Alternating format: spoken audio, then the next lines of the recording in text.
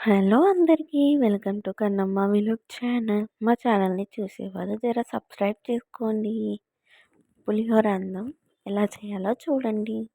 పిల్లల లంచ్ బాక్స్లోకి చాలా బాగుంటుంది. స్టవ్ ఆన్ చేసి ఒక కడాయి పెట్టి అందులో ఆయిల్ వేసుకోండి. కొంచెం జీలకర్ర ఆవాలు వేసుకోండి. అలాగే పోపు గింజలు, పల్లీలు, శనగపప్పు, మినప్పప్పు వేసుకోండి. బాగా ఎర్రగా అయ్యే వరకు వేగనివ్వండి. ఎర్రగా అయిన తర్వాత ఎండుమిర్చి సరిపడా వేసుకోండి. ఎండుమిర్చి వేసుకున్న తర్వాత సరిపడా కరివేపాకు వేసుకోండి.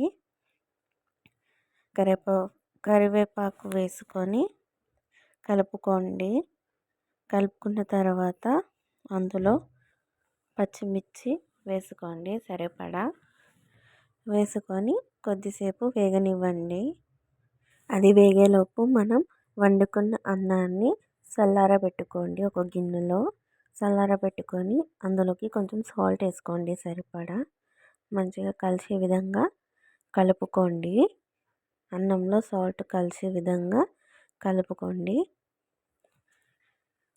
మొత్తం మంచిగా కలుపుకోండి. కలుపుకున్న తర్వాత కలుపుకునేలోపు మన మిర్చి వేగుతుంది. వేగిన తర్వాత అందులోకి సరిపడా కొంచెం పసుపు వేసుకోండి.